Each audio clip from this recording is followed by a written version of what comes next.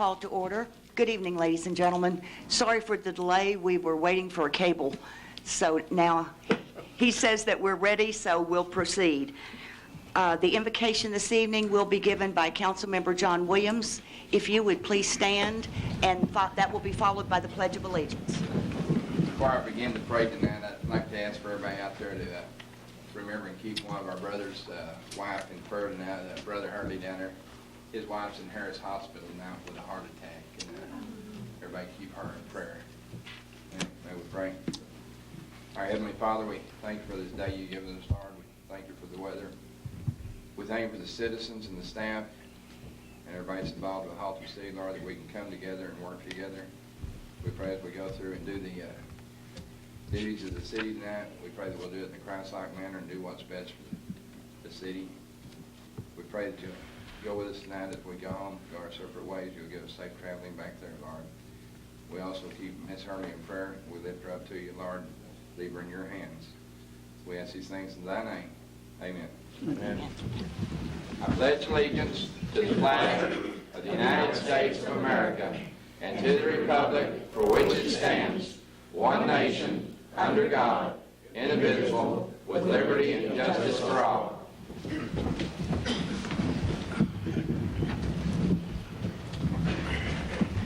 Agenda item number 1 is a presentation by our Beautification Board on the Great American Cleanup. This is the Beautification Board's Chairman, David Harper. Thank you. Good evening. I'm here to announce, as you said, the Great American Cleanup. We have it yearly. This year it's also known as the Extreme Clean Challenge. And we're going to have the Northeast Tarrant kickoff will be Thursday, March 15th. NEAT, which is Haltom City, Richland Hills, North Richland Hills, and Watauga, will host the Northeast Tarrant Chamber of Commerce luncheon at Diamond Oaks Country Club. Again, that's March 15th. I've got a couple of board members going to bring out some goodie bags, I guess, for you council members. These are some inducements. That's a politically correct word. To see if you'll come out and help us. What's the definition of that word? Inducement. No, I'm sorry. Let me tell you a little bit about the Great American Cleanup, or the Extreme Clean Challenge. We will start the day, Saturday, April 7th, at 7-Eleven at Haltom Road and Broadway. And you meet there for some free refreshments and giveaways, and 7-Eleven is doing that for us. And then join all the volunteers for a clean sweep of litter from public property, and then we'll end our pickup at Cap Smith Park in Watauga, out there on the Denton Highway. I think you'll find in your bags, you'll see some gloves. Designer cleanup wear. Something to drink, and of course the bottle gets recycled. And I think there's a bag that you can put your stuff in when you pick it up. And of course the information sheet with everything on it. You also have a safety vest there. One size fits all. I'd like to encourage the council and everybody here tonight and everybody watching to do this. It's really, really important that we bring awareness to litter. It's not so much picking it up, which is very good. We need to do that. But it's to bring awareness. I know when we use the probationers to clean up the Denton Highway many times, one thing they all tell us when they get through picking that up after 4 hours, they'll never litter again. That's not why necessarily they're in there, but it brings awareness to the problem. All the stuff you see that gets out there in the ditches and stuff. And we need to change that behavior of throwing things out. We have a really exciting, also if you'll look, I'm going to have some pictures passed out to kind of support what we're talking about. We can't blame the plastics industry for some of this stuff, but there is a lot of plastic. And you can see some pictures here. They're a little bit disturbing, actually. They're in our beloved Buffalo Ridge Park. This is not anything to do with our personnel because the park is clean where they work. This is in the creek itself. And it's just really disturbing to see coat hangers, plastic bags, fertilizer bags, tires, garbage cans in our creeks. It's not good.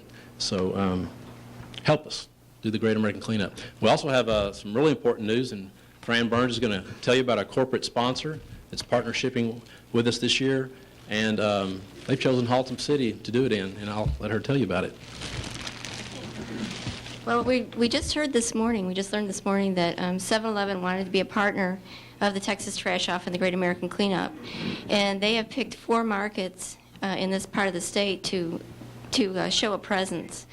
And we are the market for Fort Worth. They have chosen Haltom City, our little 7-Eleven down here in the corner, for our kickoff in Fort Worth. So we'd love to have the council people there.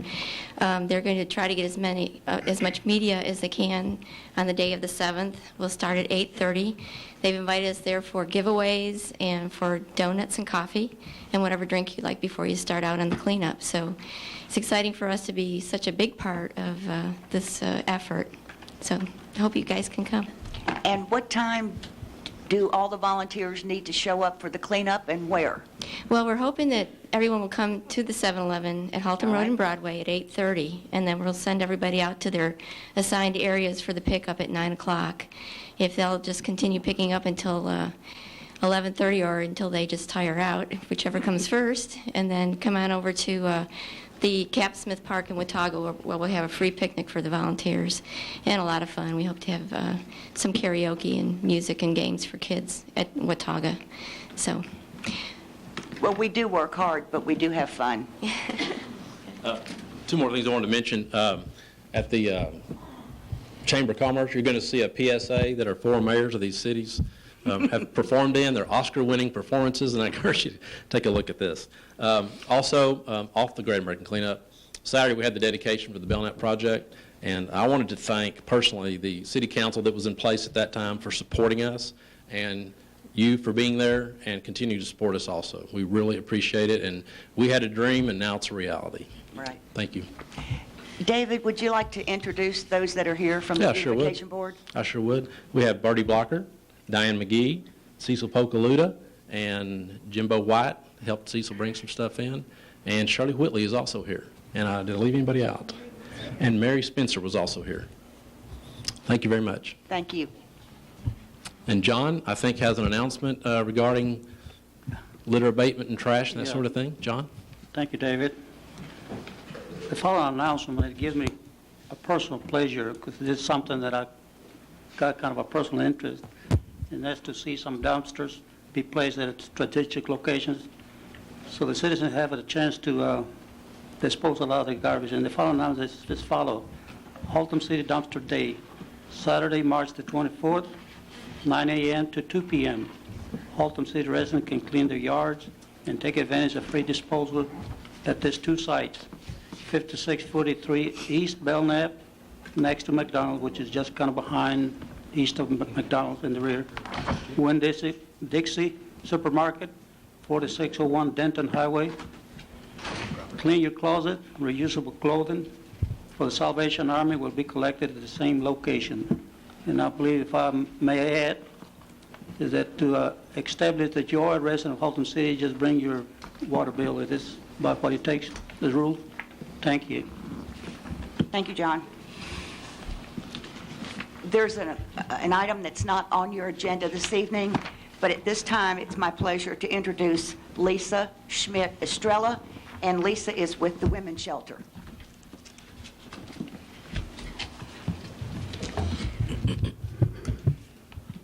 It's an honor to be here tonight, and thanks for squeezing us in last minute. Sure. My name's Lisa Schmidt-Estrella, and I'm the Victim Assistance Coordinator with the Women's Shelter in Arlington. And we had a program that we started back in 1997 called SURVIVE. It stands for Suburban and Rural Victims of Family Violence. And what we have been doing is assisting 19 police departments in eastern Tarrant County, and Haltom City is one of those police departments that we have included to offer law enforcement assistance 24 hours a day, 7 days a week, to where any victim of family violence that needs to reach somebody by telephone on hotline or to speak with somebody that's in crisis in person. Our staff respond anywhere from 6 in the morning, 3 in the morning, 2 in the afternoon, Monday through Sunday, including holidays. And there were 3 officers particularly that I wanted to acknowledge that have been using our program for over the last 3 years, giving out our business cards. We have brochures that have now been approved to be handed out on patrol to replace the ones that have been handed out because there was some incorrect information on them. So one way we're able to keep close tabs on how many officers are referring is on the back of our business cards. There is a place for the police officer to put their information, and what we try to do is acknowledge the police, send them a thank you, and let them know that the victim has come forward for services. Because one thing that I've noticed in training law enforcement over the last 4 years is that it's frustrating. You go to domestic after domestic, and you never know if the victim ever calls for help, and an average of 5 to 7 times a victim is going to return to her abuser. But it gives them hope to keep giving out that information, so repetition is good. So I'm hoping that the officers could come forward. Officer Tim Klontz, Officer Steve Holland, and Officer Chris Reed are the 3 officers that have been doing a lot of work. In 2000, there were 59 victims of family violence that contacted our hotline and 13 victims that received services at the police department. And these are the 3 officers on behalf of Chief Hammett that I wanted to recognize. And so we appreciate your hard work. So. Gentlemen, would you go to the microphone and introduce yourselves, please? I'm Officer Steve Holland. Been here 5 years now. Officer Tim Clonson, 4.5 years here. I'm Officer Chris Reed. I've been here about a year. I worked for Cleveland PD for 5 years before this.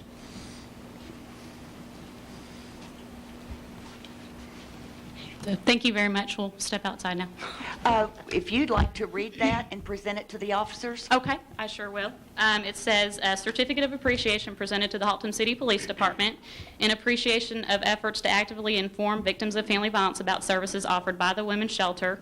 As a result, 59 individuals in crisis called the 24-hour hotline, and 13 victims from the city of Haltom City sought safety through Survive Services in 2000. We commend you, Thank you. officers.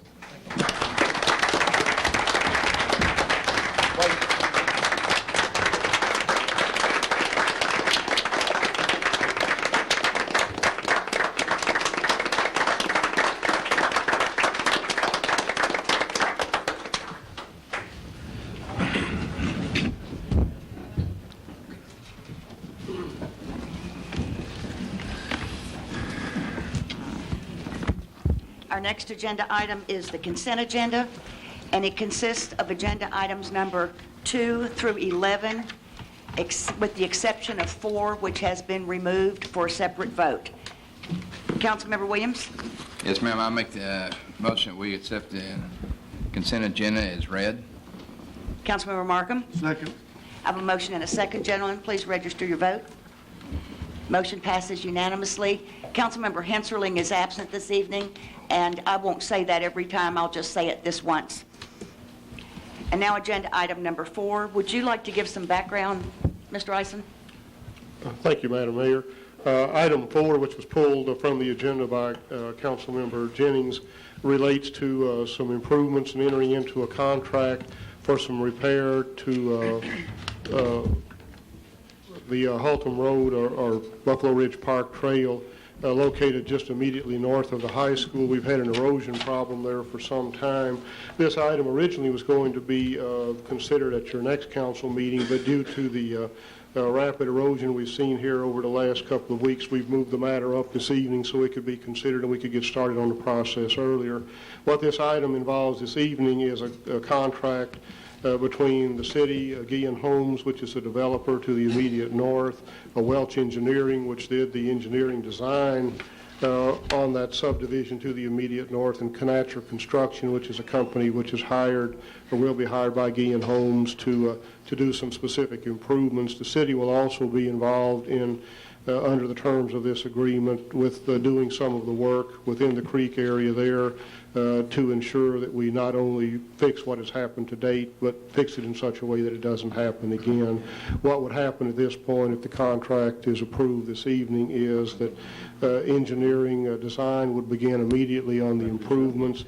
The design would then have to be submitted to the Corps of Engineers for their approval and for a permit, and then construction could begin shortly after that. Councilmember Jennings, I believe you would like to make a statement. Yes, Madam Mayor, thank you very much. Excuse me. First of all, I would like to apologize to the residents of San Jacinto. I spoke with several of them on Saturday. I was under the interpretation that this was going to be put on the agenda for 2 weeks from tonight. I neglected to look in detail enough at my consent agenda to see that it had been moved up to tonight. So I have erroneously reported to them that this would probably not take place until our next council meeting. I was, however, down there Saturday and took an extensive amount of photographs on my own, spoke with some citizens there about their concerns, and asked them to certainly come to the council meeting and plead their case before the city council. I'm going to hold up a picture here. Now, y'all not going to be able to see it from there probably, but this is some of the damage and erosion to Buffalo Ridge Park, and this is what the city is attempting to fix. It's right now, certainly we're concerned for the property around that area, but we're most concerned for the well-being of the people that use this on a daily basis. There's an infinite number of people that go up and down that jogging track, walking track every day, and certainly we're concerned.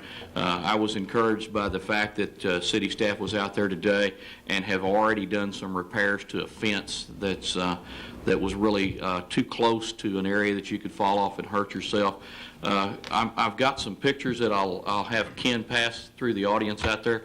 If any of y'all be interested in looking at them, feel free to thumb through them. The only reason that I wanted to speak to this issue tonight, again, was to apologize to those people that I had misled into believing that this was going to be on the next agenda. But we should be glad that it's the city has determined that it is imperative enough that we go ahead and look at it tonight. So that's all I have to say. Thank you, Madam Mayor. Thank you. We would be open for a motion, council, on agenda item number 4. Councilmember Jennings. I would move to approve. Councilmember Markham. Second. I have a motion and a second. Please register your vote. Motion passes unanimously. The next agenda item is agenda item number 12 and is a public hearing. Mr. Essen? Item 12 is a request from A.G. Spanos Companies for a variance to the 180-day moratorium on multifamily development in the city. Spanos originally came to you a couple of months ago and requested a partial variance so that they could submit plans to the building department and in effect start the process at that point so that the lead time involved would be considerably less once the moratorium had expired or was ended by the city council. At the time that discussion took place, the council had indicated that if Spanos would come forward with a specific request for rezoning to amend the plan development to include specifics with regard to the quality of construction in that area, that you might be favorable at some point in the future to considering an application for an additional variance, and that's the purpose of their being here this evening. Thank you. I'll now open the public hearing, and Brenda McDonald is here on behalf of A.G. Spanos to address the council. Thank you, Mayor Watkins, members of the council, members of the staff, and the community. My name is Brenda McDonald. My address is 270 North Denton Tap Road, Suite 100, Coppell, Texas 75019. And I am pleased to be here again this evening on behalf of A.G. Spanos Companies.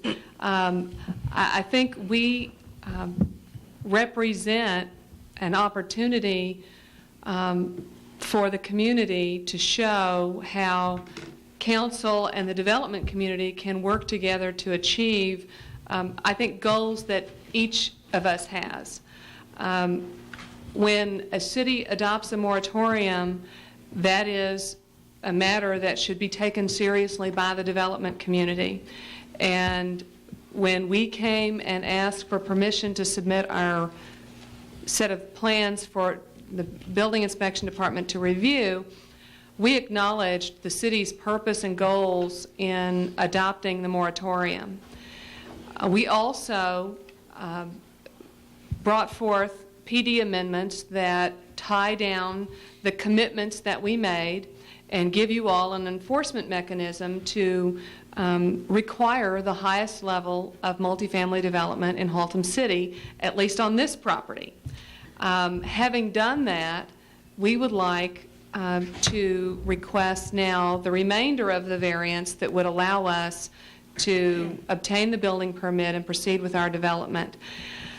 I want to take you back just a little bit and remind everyone that may not be here, that might be watching on cable, that this property is zoned with a planned development district, and we just rezoned it, and that ordinance was just approved. There is an approved site plan on the property. The property has been platted, and we were very close to being ready to submit our plans when the moratorium was adopted. We have a purchaser operator for this development who has a signed contract once the development is constructed to begin leasing and operating what we believe is going to be the highest quality multifamily development that Haltom City has. I spoke with Councilman Averett before the meeting to talk about his concern that I think ought to be a community-wide concern, that when you adopt a moratorium, variances are not going to just be handed out unless the developer steps up to the plate and addresses the concerns that were the purpose of the moratorium. I think in this case, AG Spanos has done that, and we've done exactly what we said we were going to do. We submitted our plans. The staff has those for review. We amended our PD ordinance to make it even stronger at the request of the council. And having done that, we would like for you all to grant the remainder of the variance tonight that would let us proceed. I don't think that to the community that you all are not serious about the moratorium that you adopted.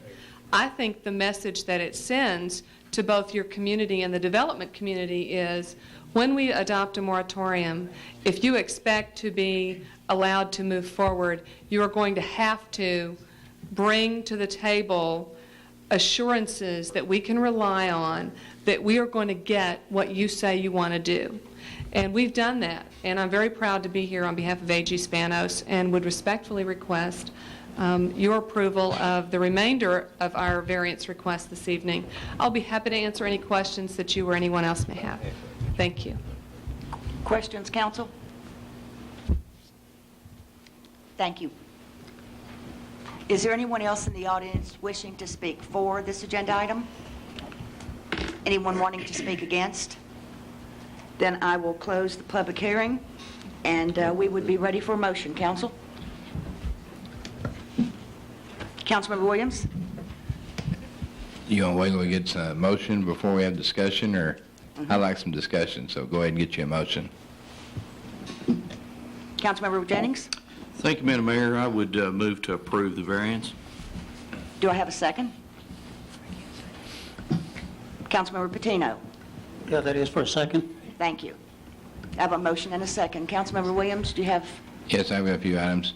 I don't have the minutes of the last council meeting when the company was here and presented this to us. I know at that time we'd placed, earlier this year, late last year, we put a moratorium on apartments. And I guess the first thing I'd like to do is have the attorney to give us a definition of a moratorium before I go any farther. Basically, the moratorium, as I understand it, was put in place to cease any further action, the granting of any further permits and such, while the city studied its current regulations to allow it an opportunity to determine if they're sufficient or whether they needed to be modified or changed in any way. And basically, that's the way I understand the definition of a moratorium. Okay. I'm probably the most vocal, business-friendly person up here. And I remember giving this. I know that City Manager Mr. Hyson said that if we approved the last variance and they brought the things up to order, that we would probably approve it. I don't exactly remember exactly what the wording was on that, but I do remember bringing up the idea or the statement that when I did say that we would give you that variance, and don't be mad at us when you come back and you ask for this. If you'll remember, I said that, do not be perturbed at us, because I really didn't want to approve that to start with. And I know you've got a great quality product that you showed us if that's what we get built. But I also have some other apartments that are coming at us wanting to build, and we're holding them to the moratorium. And it's kind of like, if you got enough money and you come the right way, then we'll just overlook the moratorium, and I'm having trouble dealing with that. Councilman, just from a legal standpoint, just so, I don't know if this answers your question or not, but there is no obligation, if you do grant this variance, there is no obligation on Pull your microphone. Sorry, there's no obligation on the city or this council to grant other variances or other applications. You take them on a case-by-case basis. You look at the situation and the facts, and each application for variance then would stand on its own. So you're not necessarily setting any precedent, at least from a legal standpoint, of if going forward and granting that variance if that's what the council chooses tonight. I guess the problem I have is that we've placed the moratorium in order, and then the last time they came forward for a variance, we approved the variance, so we really, there was no use having the moratorium on that portion. Of course, we did, they went through the proper channels, and now they're coming up and wanting another variance. And I don't know how far along we are on looking at what we got in our plan. I haven't talked to the, I guess, our chief planner could come up and give us his opinion on it, or maybe the city manager could briefly. I don't know if I can do anything briefly, Mayor Pro Tem Williams, but I can tell you that the moratorium is scheduled to expire, I believe, the end of next month, and we do anticipate, based on where we are, that we will have to extend that. We don't have a specific number of days for the extension in mind at this point, but I would expect that the extension would be for a several-month time period. Then my question would be to the chief planner, how he feels comfortable with that.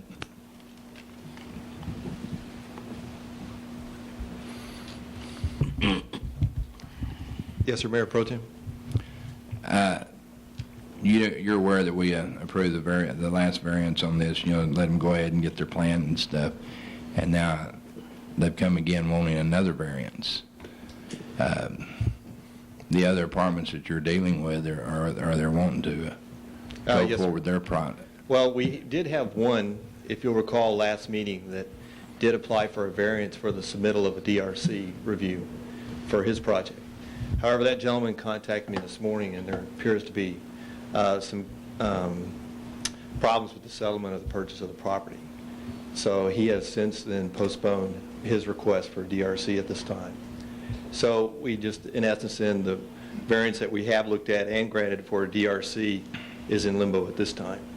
Are you comfortable with everything that you're looking at on this? On this particular one? Yes, sir. Yes, sir. I have not had a chance to review the plans at this point. If you'll recall, on the consent agenda tonight, we did have the second reading of those design standards.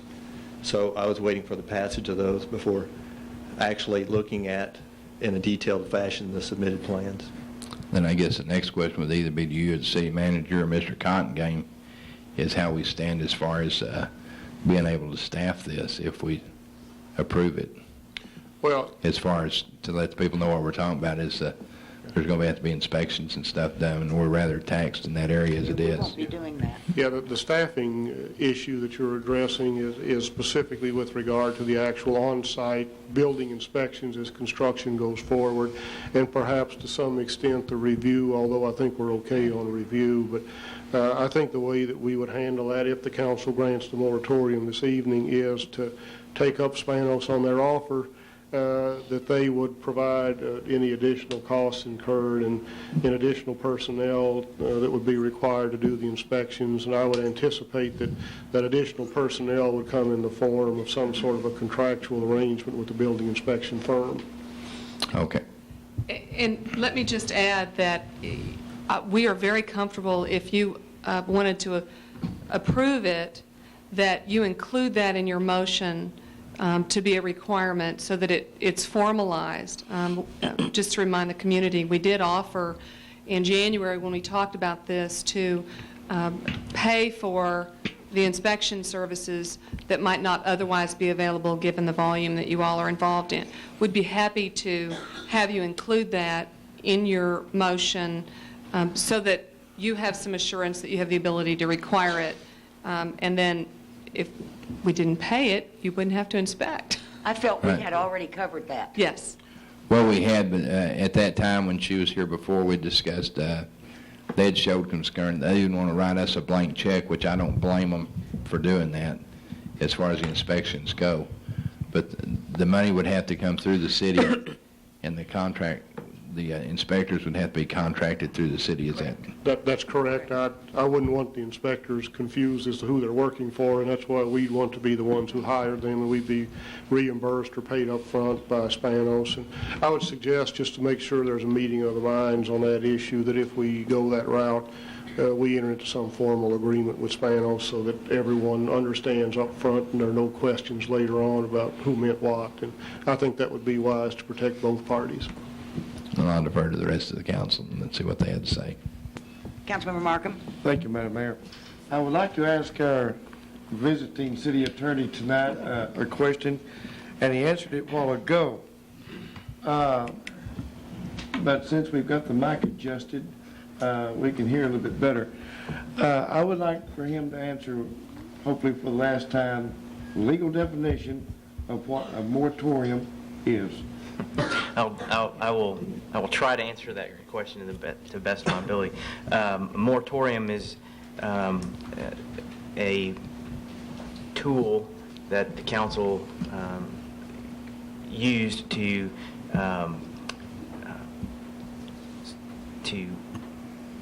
stop or cease any particular action, and in particular, if this like for building permits or whatnot, so that to afford the city an opportunity to evaluate its current regulations, look at new regulations, determine what kind of revisions, amendments, changes need to be made to those regulations. And moratorium is set for a certain specific time limit. And with regard to this particular moratorium, I obviously was not here, and Wayne was here, so I don't know that I can address a whole lot about that. But okay, I appreciate that. I was going to ask Ms. McDonald a question. Ms. McDonald, would you come to the mic, please? Yes, I'm sorry. Ms. McDonald, do you concur with what our city's attorney's definition of a moratorium is? Well, I know you want me to say yes, but I would like to qualify my answer. I think what it allows you to do is make sure that you're not going to have to approve development that won't meet the standards that you're looking at adopting. It's sort of to beat that race to the permit counter. I was just talking with James and asked him if it was his opinion that the PD amendments that we made and you guys just approved were, in his mind, going to exceed the changes that the staff was looking at making in the multifamily regulations. And his response was, well, sure. And so in this case, I think the moratorium has served its purpose in that you are not you're not having to let something slip through that's going to be less than what you wanted at the end of the day. I think the staff is comfortable that with the PD amendments that we've made, that this development is going to exceed those regulations even when they ultimately are passed. Okay, thank you, ma'am. That's all I have, Mayor. Councilmember Jennings. Thank you, Madam Mayor. I do understand the concerns that some of the council members have brought forth tonight, and certainly I would agree with some of those concerns. Basically, what a moratorium does is it allows you, and I think allows is a good word, it allows you to, in effect, halt the operations of building or whatever you put it up to do. But on the other hand, it does not mandate. It is a tool. It allows you the opportunity if you so desire, but it does not mandate that you cannot come back at a later date and give a variance to that particular moratorium. It was brought out earlier tonight that by giving a variance to this particular project, you are in no way bound legally to give a variance to a like project or any other project. At this point, as Mr. Pliska has stated, theoretically, we have no one else at this point actually seeking a variance. This is the lone ranger as far as the people of the variance on this. I serve as the liaison of the Planning and Zoning Commission. I have visited this on the City Council. I've visited on numerous occasions on the Planning and Zoning Commission. Each and every time the city has asked Spanos for something, Spanos has not only complied, but I feel that they have exceeded the city's expectations. They've given us everything we've asked for, and they've given us a little more. I personally do not feel that the city of Haltom City has anything to gain by not allowing Spanos to go ahead and build this project. In my opinion, it is by far the nicest project that I have seen in my 2 years on the City Council. The beauty of this particular project is we have in writing, through the use of a planned development district, exactly what this facility is going to look like from the time they break ground until the time they finish it. This is set in stone. They cannot vary from the planned development. I feel that the city has covered its bases from start to finish on this. I do not see any way that the city can lose out other than by not building this project. It has been brought up, and I do agree that more of these multifamily developments that we have in Haltom City, the more taxed our city services will become. Therefore, I am in agreement with the moratorium in principle. On this particular issue, I would have to lean toward granting this variance. I certainly would have to look very stringently at granting another variance having to do with multifamily. This project has been on books trying to get done for quite some time. They did know going in that they stood the chance of being turned down by the City Council if we granted them the variance to put in the plan, and then we didn't like the plan. We have that option. That option is open to us now. We will vote on that tonight. Again, I would just like to say that I feel like the city of Haltom City has nothing to gain by not going ahead and doing this, and I would go ahead and support it. The only thing that I would like to do is I would like to amend my original motion, and as part of that motion, mandate that the item that we discussed earlier as far as the inspection is worded into the agreement where we have assurances there. To the best of my knowledge, this is the only item that we do not have legal and binding assurances of. Everything else is covered under the PD. I would like to add that as part of my motion. Councilmember Patino, will you second that? I will certainly second that. Amended motion? Amended motion, yes, ma'am. Thank you. Yes, Madam Mayor. Councilmember Williams? The only thing I'd like to ensure if we do that is to ensure if the company sells out to another company that they're going to have to abide by the same rules and pay the same fees, and not, should it come up to it. We've had this come up before, and that's the reason we're a little bit shy on doing it. And we've already been bit once. We don't want to be bit twice. And so that's the reason I'm not trying to say I don't want you in the city, but I want to make sure that if you are coming, I like the product you have. You very well sold it, but I just want to make sure that, if it sells, can you elaborate on that? Or I'm certain that we could work the agreement that AG Spanos Companies, its successors and assigns would be required, and we're certainly have no plans to sell it during the construction phase. We do have a contract for the purchase of the completed development. Once it's completed and some 80% leased. So we will be selling it, but at that point, the construction will be long done. But certainly with your city attorney's office, we can, I think, address that issue by requiring our successors and assigns to agree to the provision. Madam Mayor, one other thing. Yes, sir. Here again, they are bound by the terms of the planned development. So were they to sell this property to someone before it was built, whoever bought it would still have to build the facility under the terms of that planned development. They could not vary from that. I think that's what Mr. Eisen and I were just discussing. Yes. worst case scenario, if they sell it to a nonprofit organization, where do we stand? Well, a couple of things. First, from the look on Ms. McDonald's face, they don't intend to do that, but if they did, The plan development ordinance is a zoning ordinance. It goes with the land. All of the specific requirements still apply. And if, assuming we enter into the agreement with regard to inspection services, that Spanos or their successors and assigns are also responsible for the same requirement, we stand in exactly the same place. The only thing different would be the ownership. Madam Mayor, I've got a question. Councilmember Hurley? Supposing that this waiver stipulates that this is only good for Spanos and only on this project, because if they decide to sell out and somebody else comes in and will approach it on a different angle, I'd feel more comfortable with that. The waiver's tied to Spanos and this particular project, or the variance rather. Can I ask my client one question? Have you guys set up a limited partnership for this site? Or is it AG Spanos? Okay, that's fine. Absolutely. I would like that stipulation put into the motion if I would certainly be open to adding that to the motion and would do so at this time. All right.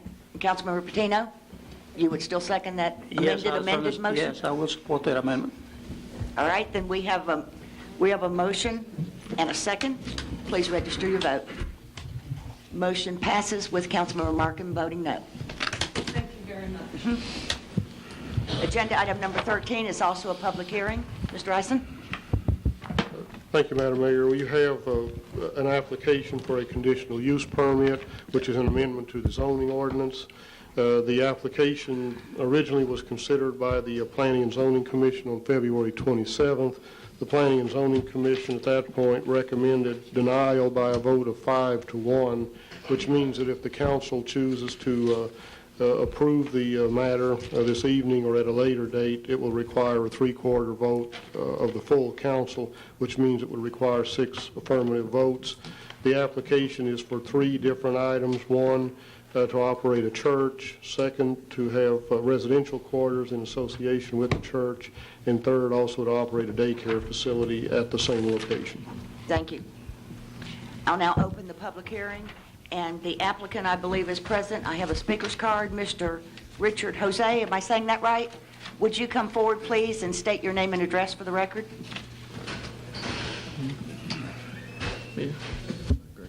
My name is Richard Jose, and my address is 1948 Hemlock. Excuse me, sir. You have 4721 Ira. I'm the applicant. That's someone else that wants to speak. There's another Richard Jose? Yes. Okay. Okay. Mayor and council members, on February 27th, the Planning and Zoning Commission heard my application for the conditional use permit. The request was for a daycare, residence, and church to be housed at the present facility located at 5813 Broadway. This request in its present form was denied. There was the objection of Mr. Tolbert, who's present, and the objection of one absentee. Since our prime purpose for purchasing the property is to establish a church, we are willing to drop our request for a daycare use at this location.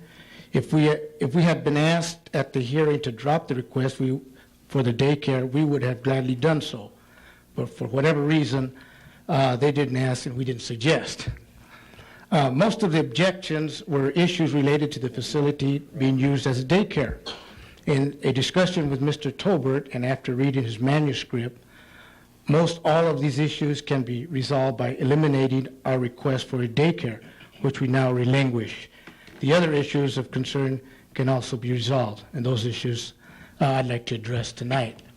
Now, we can do without the daycare and the residents. Our prime concern is to establish a church.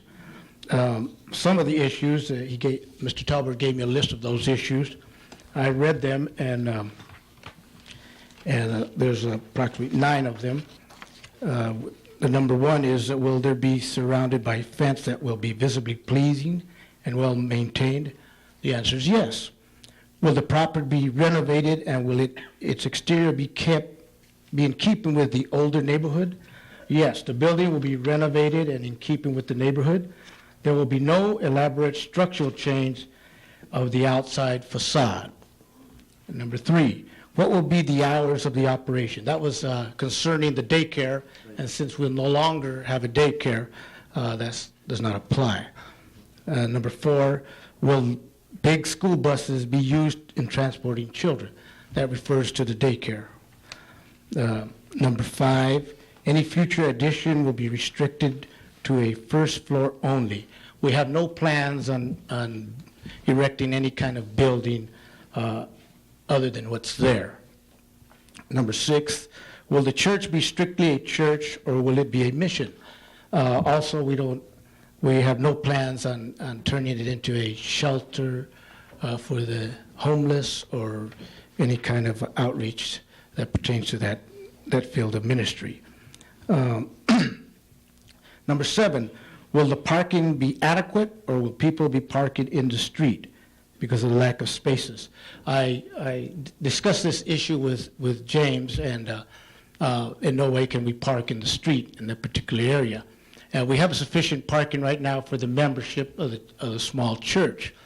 In the future, should it be necessary, there is adequate space on the west side of the building to further build some spaces and some parking for the cars. Number 8, the site plan I have seen shows the waste disposal to be located directly behind the proposed auditorium. Mr. Tolbert's concern was the fact that sometimes at 3 o'clock in the morning, the disposal truck will come and pull it out and wake him up and disturb the neighborhood. There's several ways of disposing waste. I talked with the company, and we can put rollers on it, casters on it, and roll it to the front so that they can pick it up at a convenient time. We could also relocate the dumpster on the west side where it wouldn't be so close to his house. Also, being that there won't be no daycare and we'll only be using it once or twice a week, there will not be that much waste to be dumped in the dumpster. We could also have one of our maintenance men pick it up and take it, or find some way that would be appeasing to everybody on the council board and the neighbors. The 9th point was just that Mr. Tolbert was concerned about was basically the only thing I would change if I had the power is to exclude the daycare center. We lived next to one of the, for quite some time, and I much prefer living without the daycare center. So we can live without the daycare center also, if you would find it in your hearts to allow us the opportunity to establish a church in this community. I feel like being in the construction business, that we have more than adequate experience and facilities and resources to make this particular property, which now is an eyesore, a very beautiful piece of property that would be attracting and would be appealing to all the neighbors and be something that we would really be proud of in our city. And I'm open for any questions or concerns, other concerns that you might have.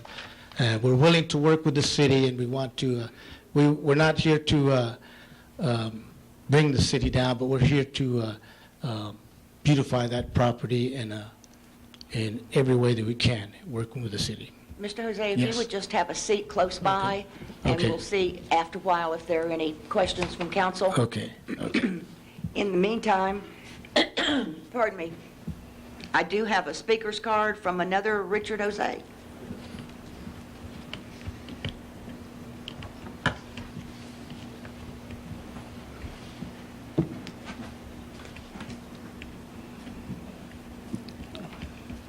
Please state your name and address for the record. Yes, my name is Richard Jose, and I live at 4721 Ira. I would just like to say a couple of things in favor of having the church. You know, we're here to serve the community, and we just want to, in whatever way possible that there is, to be able to reach out to the community and to help those who are in need. I've lived here for 5 years, and my wife has lived here for most of her life, and my children go to school here, and I have great concerns about our city, and what will be happening to our city, and what could possibly happen to the children as they grow up and without spiritual guidance. And I think that's very important for us. And I would just request that you grant us that wish. Thank you, sir. Anita Jose?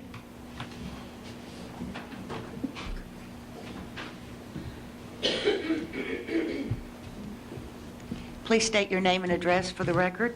Anita Jose, 1948 Hemlock. My name is Anita Jose. I am the pastor's wife. My husband and I have been pastors since 1966. We pastored 21 years here in Texas before moving to California, where we pastored 10 years. We moved back here to Haltom City because of a tragedy that happened within our family. Our granddaughter, Ashley Janelle Jose, drowned at Burgers Lake.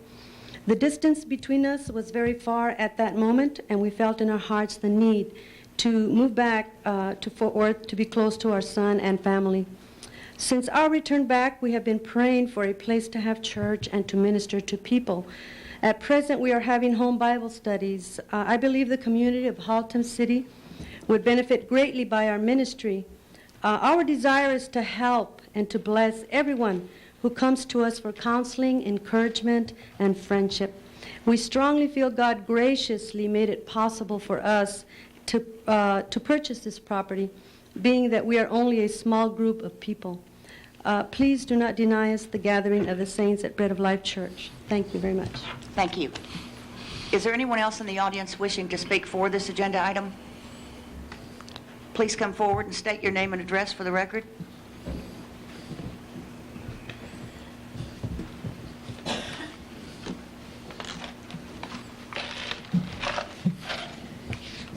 My name is Cynthia Jose. I live at 4721 Ira.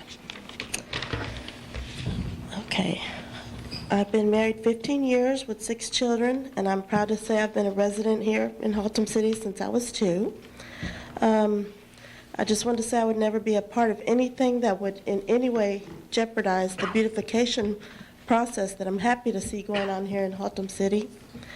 I think that the church would only enhance our great city because the building itself has been empty for quite some time, and it's been a bit of an eyesore. I think it's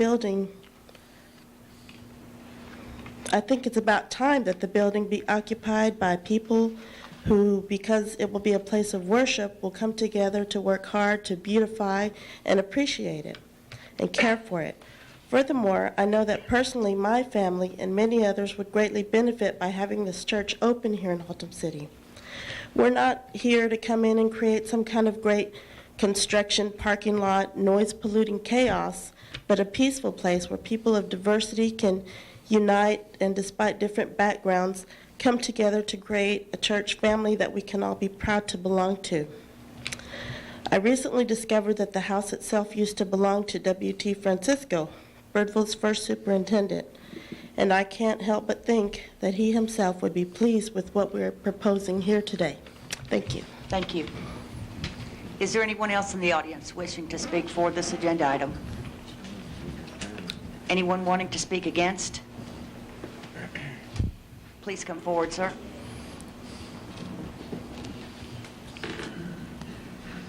State your name and address for the record, please. Mayor Watkins, Gary Talbert. I live at 5817 Broadway. Initially, I had opposed this only from the standpoint of the daycare center, and since they are willing to drop the request for a daycare center in residence, I really don't have a problem with the church as it is.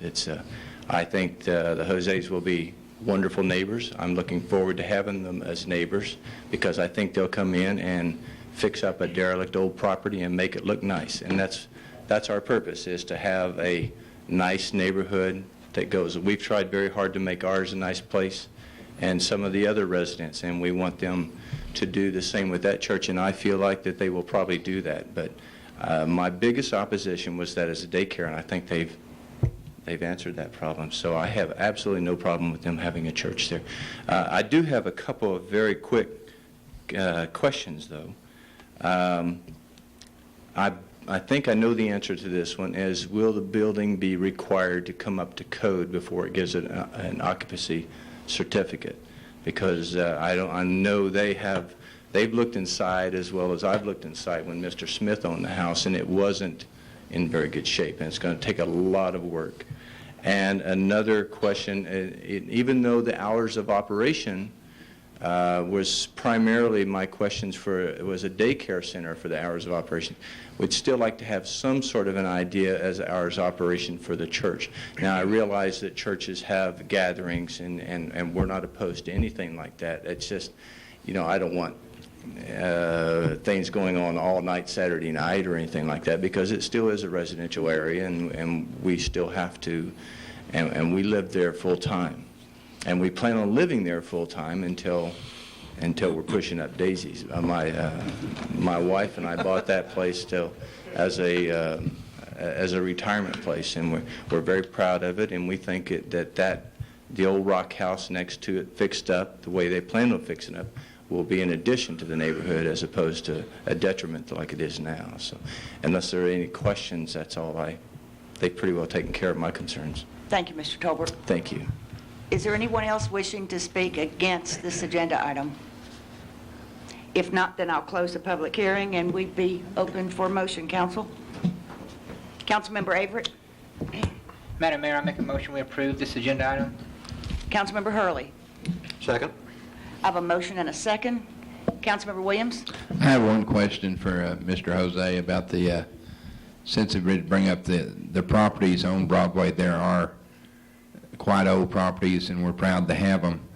And when you go to do your repairs and stuff, you're going to pretty well keep the home looking like a home, and that's one of my concerns. Yes. Yeah, the facade would basically stay the same. We're just going to clean it up and fix it, and then... Okay, as long as it still looks Yes. like, that was a lot of people's concerns. Yes, yeah. And I appreciate Mr. Talbert for coming up and expressing his feelings, and you sure took a load off our back. Councilmember Jennings? Thank you, Madam Mayor. I have two questions, one for city staff. If James Pliska could come out, please. James, it's my understanding that under city code at this point, a church is a permitted use in any zoning category. Is that correct? In this particular situation, in office district, it is a conditional use. It is a conditional use. Yes. Only in that? Only in that. So were the... In single-family districts. In a single-family district? Correct. Okay. So were this body to turn this down, they would have to go back before the Planning and Zoning Commission and have the property rezoned. Is that correct? If it is, if they could pursue a rezoning, that is true. If this were turned down in 6 months, they could come back for another conditional use. Yeah, that was the only question I had of staff. I have one question for Mr. Jose. Certainly we're concerned with the way that the neighborhood looks. That is an old house, as you brought up. It has some history. The only concern that I would have would be as far as the type of signage that you would have out there. Most churches have some type of a sign. Where would you locate that sign if there were to be one, and how large would it be? We'd locate it there, basically where the other sign was at, and Okay. I guess the sign size has to be approved by the city. Right. So whatever conditions they place, Okay. we'll meet those requirements. That's all I had. Thank you very much. Mr. Jose, if I might, to help answer the question that Mr. Tolbert asked. Yes. What do you plan as far as hours of operation? Basically 2 days a week, Sunday, maybe a mid-service, 2 hours, more or less. All right. Okay. Councilmember Williams? Yes, I had one question, I guess, for, I don't know if it'd be for Wes or a city manager. I know there's a couple of churches up on Haltom Road that are smaller size, and I noticed on Monday morning they have their trash sit out in a couple of small white trash bags. And from what Mr. Jose's telling me, if they're just going to be there 2 hours a week, they're not going to generate a whole lot of trash. There is Are there any provisions that we could... There is a commercial trash service available for small generators, and it's a certain number of bags per pickup or less, and that would be one possibility if they're a very small generator, and it would be a lot less expensive as well. So I might suggest that you pursue that with the garbage company to see if that's an option for you. We have a ISI. Somebody's raising their hand out there. I don't know if she's waving. 5 bags. 5 bags. Is that 5 bags per pickup or per week? Per week. Per week. Per week. Mash it tightly. Just happen to have an expert in the audience. Thank you, All Shelley. right, gentlemen, I know I have a motion and a second, and I got a little behind here. What we're actually doing is approving the ordinance, which would be agenda item number 14. So I do have a motion and a second. Please register your vote. Motion passes unanimously. Welcome, Mr. Jose. Agenda item number 15 is also a public hearing. Madam Mayor, items 15 and 17 are somewhat similar. Council will recall, and perhaps those persons watching on television and here this evening will recall that the City Council has recently gone through a process of amending the zoning ordinance so that all automobile sales must take place in the newly created C5 zoning district. Agenda items 15 and 17 are the first 2 cases coming forward under that new provision in the ordinance, and in both cases the property is being rezoned to bring it into compliance with the city's new zoning ordinance.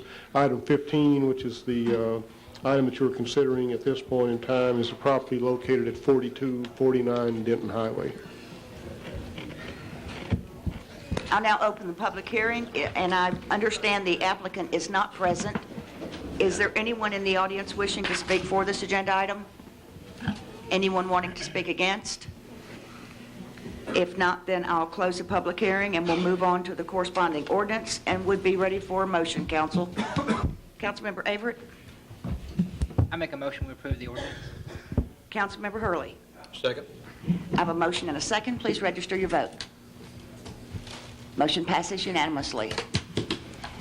Agenda item number 17, as Mr. Eisen has already explained, is also a public hearing, and I will open this public hearing. And is the applicant present?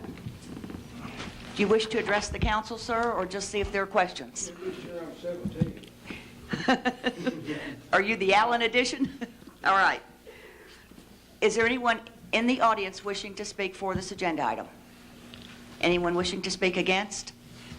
Then I will close the public hearing and we'll move on to the corresponding ordinance. Councilmember Jennings. Thank you, Madam Mayor. Move to approve.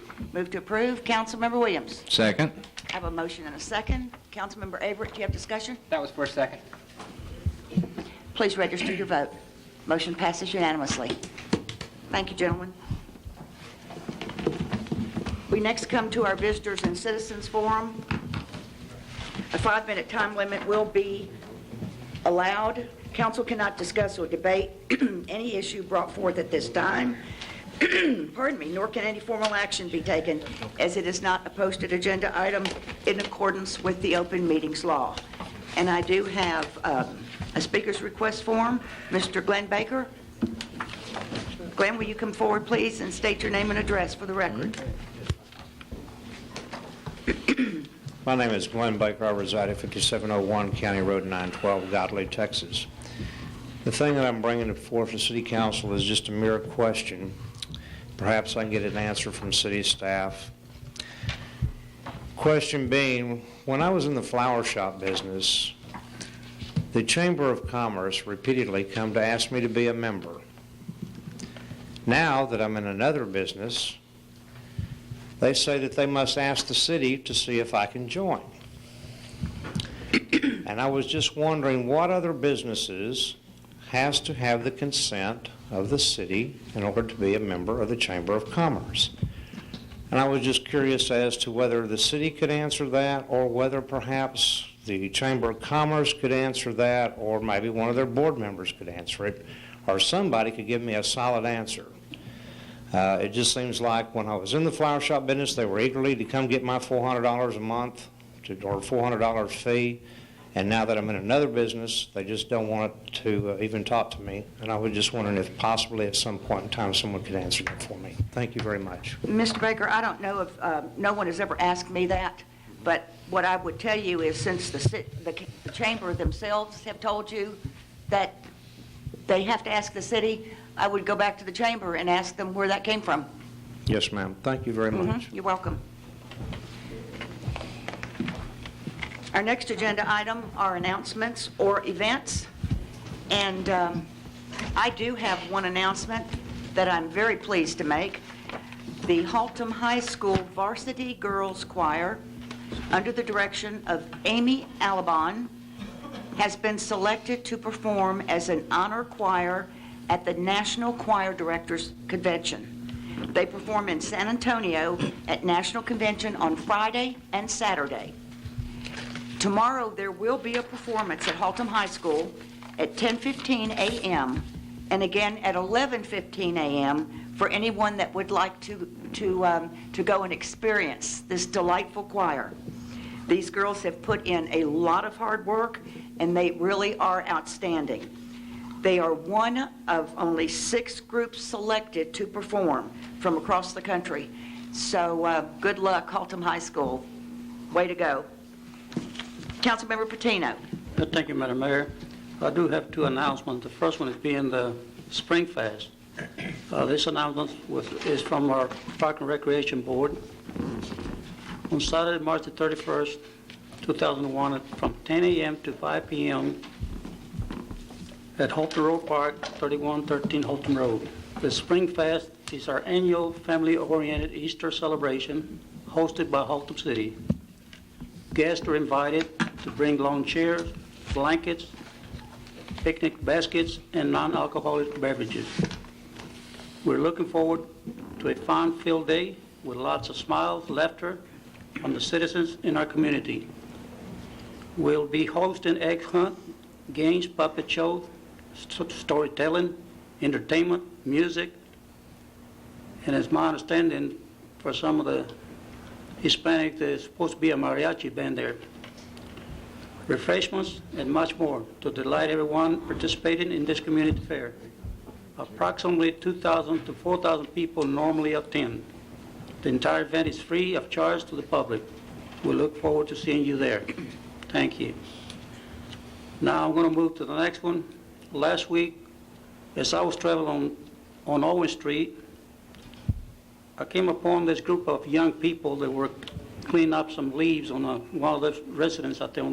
It's on 2320 Owen Street. So out of curiosity, I stopped to inquire to see what was taking place.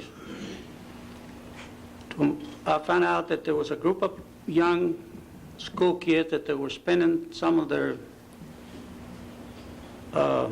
spring vacation cleaning the residence for a lady that's 93 years old, Mrs. Lois Williams. And all those students are from the Treetop International School. It's located on the side of the pipeline, which is in Euless. And I, for one, I really want to thank them because they're doing a wonderful thing for this elderly person. And I just hope that we have more young kids like those, and we do have. Yes. Most of the time we talk about the delinquency, but believe me, there are a lot out there. There are more good young kids out there than they're bad. Thank you. Y'all be sure and come to Springfest. We have a good time. Warren Davenport is in the audience and has an announcement for the Fire Services Board. Warren. My name is Warren Davenport, and I live at 3501 Jane Lane. I'm chairman of the Fire Services Board, and we want to invite everybody in the city for next Saturday to come to Station 3, that the fire department is having an open house. We've got our new fire safety trailer up there that they're going to demonstrate, and I think the Crime Prevention Board is going to be up there. There's several boards that I think the senior citizen is going to be up there. And we're going to have a lot of demonstrations that the fire department's going to put on. Going to have free corny dogs, cold drinks, potato chips, and everybody's invited to come up, and I hope we have a big crowd up there. What time? It starts at 10 o'clock till 4 p.m. And that's at the station? 820 And and Haltom Road. Great. Are the clowns going to be there? Great. The clowns are going to be there. They're going to put on a little act on safety. So if everybody from the whole city will come up there, I think they'll have a good time. And the weatherman, I think, is going to have a pretty day. Well, Thank good. you. We'll see everybody up there. Thank you, Warren. Are there any other announcements? Then we'll move on to agenda item number 19. This concerns our code enforcement violations, and I've asked Judge Jack Bino if he would make a few comments. Judge Bino is our municipal court judge and deals with these on a daily basis, and perhaps he can give us a little insight into the fact that it's getting to be serious. Well, first, Madam Mayor, if I may just digress before I even get started, I'd just like to take this opportunity to explain to people that we are having a warrant roundup coming up here pretty soon, and I thought this would be a good opportunity, since I have everyone's attention, to mention it. Now, what a warrant roundup really is this. We have citations issued by our police department and code officials for various offenses. Some people, most people, come to court or go to the court clerk's office. They plead guilty, pay their fines, or if they're pleading not guilty, they come to court and take care of their business. These people have the opportunity to have a fair hearing, and a jury can decide whether they're guilty or not guilty, or they can have a bench trial and be determined to be guilty or not guilty. But we have a small percentage of people, regardless of the type of offense, who refuse to come to court, whether it's for speeding ticket, no insurance ticket, storing a junk vehicle on their property, whatever the offense may be. Currently, there's about $3.5 million worth of warrants pending. That's a lot of citations that have been built up over the last several years. The court clerks and the warrant clerks have gone through and verified addresses. They've pulled every warrant that we had outstanding, and if the person is still alive and still has a driver's license, we now have a good address for them. And over the course of the next couple of weeks, we're having the warrant roundup, which means that if you have an outstanding citation, you now have the opportunity, before the police come to get you, to, if you're pleading not guilty, you're welcome to set your case for court without having to post a bond. It's a very important distinction. You can come in with no money due and get a court date, even if you've been in warrant for several years. Or in the alternative, if you wish to plead guilty and pay your fines, to have a reduction in the fine amount, we're essentially putting the original offense back to the fine amount it originally started out, the same as if you got it today. And as for the warrant fees, reducing them from $500 to $100 and having flexibility in paying these out if you're wanting to just plead guilty. If you wish to plead guilty, you can contact the court clerks at 817-222-7773. And I'll repeat that again for the people watching at home. 817-222-7773. Now, your other alternative, of course, is to do nothing.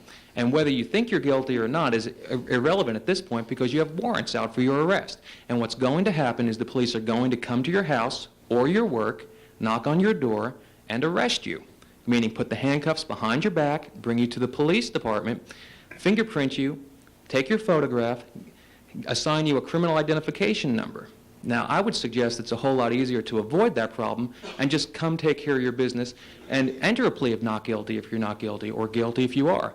But come to court and take care of it freely and voluntarily, rather than being embarrassed in front of your neighbors or your coworkers. Once again, this warrant roundup is going to be taking place in the very near future through the beginning of April. And it will have the cooperation of police officers from other cities, not just here in Haltom City. Okay, now back to the agenda item. Did you forget what it was? No, Okay. I'm aware. Now, the most common city ordinance violations that we have, the 5 most common, are as follows. Parking on the grass in a residential area, particularly common with older homes where there were one-car garages. Most people now have 2 or 3 cars at the house. Second violation, parking a recreational vehicle on an unapproved surface. In other words, you've got the motorhome or camper trailer and you're parking it out there beside the house. Storing junk trash or debris. I think that speaks for itself. Storing a junked vehicle. And last one being parking on the grass in parks. Pretty common whenever there's something happening on the weekends, kids' sports and such. Now, most of these offenses carry a range of punishment of between $1 and $2,000. Okay? As the judge, I have a lot of discretion as to where to set a fine. Most of these offenses, I go ahead and set as a window fine if you just want to plead guilty and come into court, to court clerk's office, and not even bother in front of the judge, as a window fine of $250. Pretty steep, but out of a range of $2,000, a very small percentage, really. Of course, that's not to say that's the end-all or make-all. You're welcome to come to court and plead your case for lesser off, fines and such, or plead not guilty. But the point being, the maximum fine on these is $2,000, and there's certain people who keep receiving these offenses. And point needs to be made that if you keep being a repeat violator, if you're found guilty or plead guilty, the fines just keep going up. There's a certain number of people, you can tell by the type of offense, who do want to buck the system, and a great number of these have warrants out for them. I don't know if that really answers your question, but those are the 5 most common city ordinance violations we have, and that's the range of punishment on them. Pretty expensive offenses. Mm-hmm. Yes, Councilmember Jennings, do you have a question for the judge? Yes, I do. Thank you, Madam Mayor. Judge, you might clarify what the city would consider to be a junk vehicle. You touched briefly as that being one of the violations. Junk vehicle is a vehicle which is not registered or inspected. Pretty simple, and that's it. A lot of people might have a car that maybe it's not working, and they just haven't gotten around to getting it fixed. But if it's sitting there day after day, and an ordinance officer rides by or a police officer and they notice that it's not inspected or registered, even if it's parked in your driveway, it can be considered a junked vehicle. Of course, the easiest thing to do is to get it registered and inspected. Thank you. Thank you, Judge.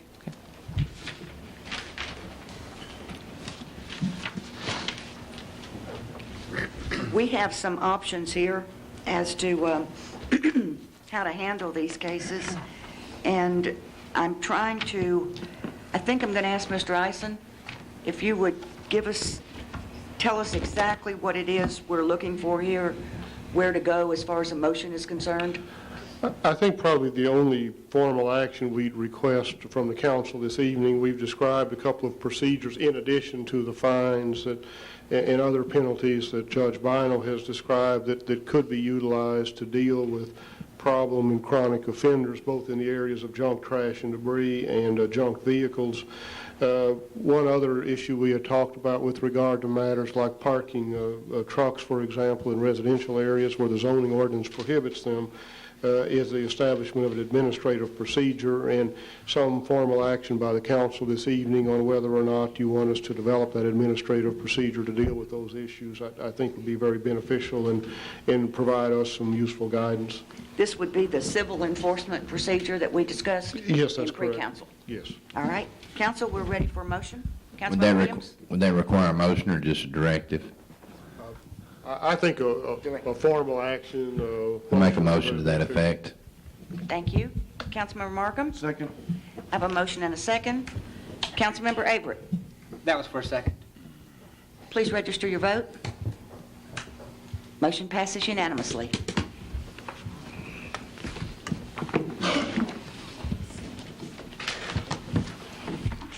Agenda item number 20 is to amend our ordinance concerning livestock and the number permitted on property. Councilmember Patino asked for this to be placed on the agenda, so I'm going to let him explain. Councilmember Patino? Thank you, Madam Mayor. For the benefit of our citizens, really this does not have anything to do with livestock. However, our ordinance does come under the livestock section. After hearing from some concerned citizen about some chickens, some neighbors kind of working towards where they might be creating a problem in the future. And then I learned that our ordinance, our city allows as many as 100 chickens. That kind of concerned me. It might be very well that somebody might come up with a bright idea of having 100 roosters. And I know that in some other cities, there's been a problem to the point that they strictly that are not allowing the city limits anymore. And also for the benefit of some of our newer citizens that have been coming into our city, that their way of living or their culture is a little different than ours. They kind of like to have animals. And I hate for them to feel that they start complaining about their chickens, they're going to feel like the neighbors are picking on them. They're going to feel like they've been discriminated upon. And I certainly myself, I don't want that to happen. I know there's not been too many complaints. I guess we just kind of live with it. I know my neighbor's got some chickens that they constantly crowing, and that doesn't bother me, but it might bother some other people. I know it bothers my wife. And so I would like for the council to consider doing some amending this ordinance to maybe allowing 20 chickens and maybe 1 rooster. I think 1 rooster ought to be adequate. Council, we have the amended ordinance in our packet, so we would be open for a motion at this point. Can I add a little more, Madam Mayor? Yes, sir. This only addresses chickens, and of course, I guess it doesn't say birds, and it only says chickens. Well, if we don't specify, maybe using the word fowl instead of bird, but fowl, I think that includes turkeys, ducks, pheasants, ostrich. And if we only leave it as chickens, I think that that's going to leave a lot of room for some misunderstanding. So I would like to also for the council to consider addressing this and using the proper verbiage in this amendment. We're open for motion, and Councilmember Patino has requested that we change the word chicken to fowl. Councilmember Averett? Well, I make a motion. We change the word chickens to fowl. And he was wanting to what now? Restrict, go from 100 to 20, is that what you said, That's John? correct. Correct. Okay, I'll make a motion to do that. Do I have a second? Councilmember Hurley? Second. I have a motion and a second. Please register your vote. Motion passes. Wait, I didn't have Mr. Williams. Motion passes unanimously. Thank you. Agenda item number 21, appointments or reappointments to boards and commissions. Councilmember Patino? Yes, ma'am. I have an appointment for the Volunteer Service Board, and being Mrs.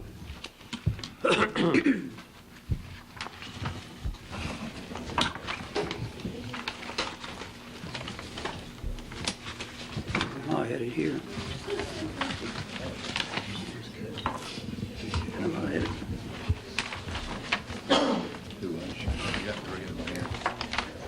It's Mrs. Chen Barton. And at the present time, I don't have her address. Council, please vote to ratify Mrs. Barton to the Volunteer Service Board. Ratification passes. Thank you. Any others?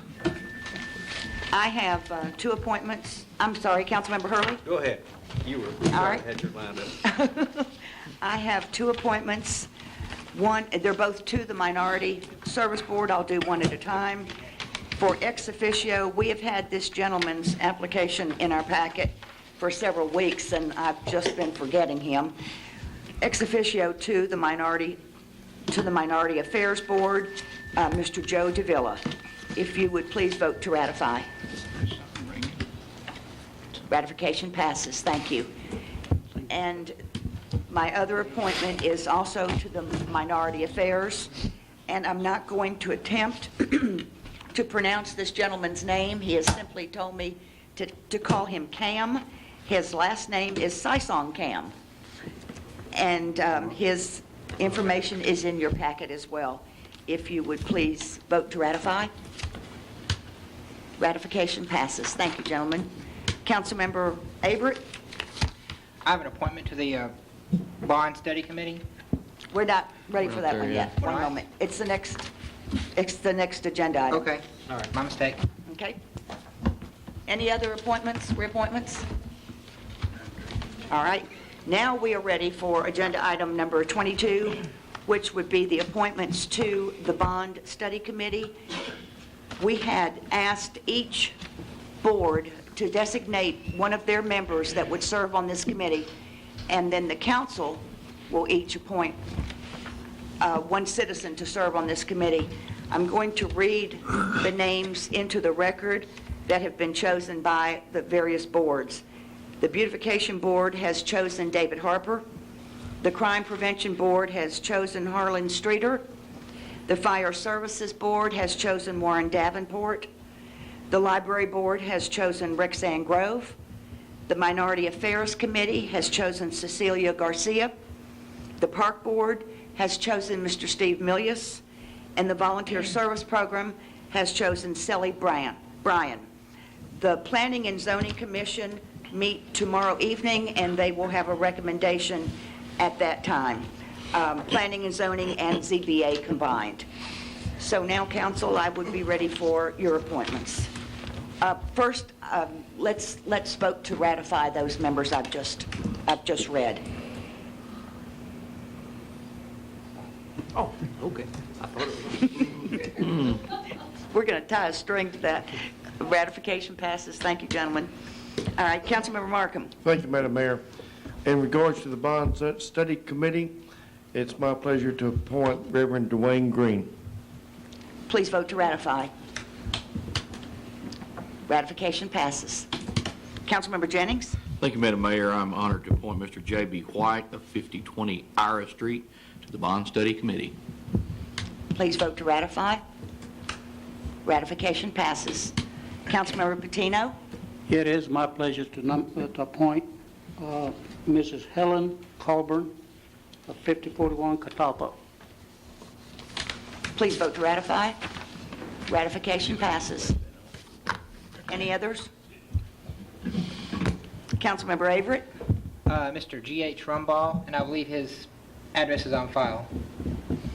Please vote to ratify. Ratification passes. Councilmember Hurley. I'd like to appoint Larry Walls, W-A-L-L-S, at 2519 Carson to the Bond Fund Study Committee. Thank you. Please vote to ratify, council. Ratification passes. Any others? Councilmember Williams? Madam Mayor, I apologize for not having mine. I spent 4 unwanted days in Boston, snowed in, so I will have mine at the next meeting. And my appointment for the Bond Study Committee will be Jennifer Fix, and I believe her information is on file as she served on an ad hoc committee just recently for the Crime Control and Prevention District. So if you would please vote to ratify. Ratification passes. Thank you, gentlemen. Pursuant to the Open Meetings Act, the council will now recess to executive session, section 551.071 and 551.072 at 9:02 p.m.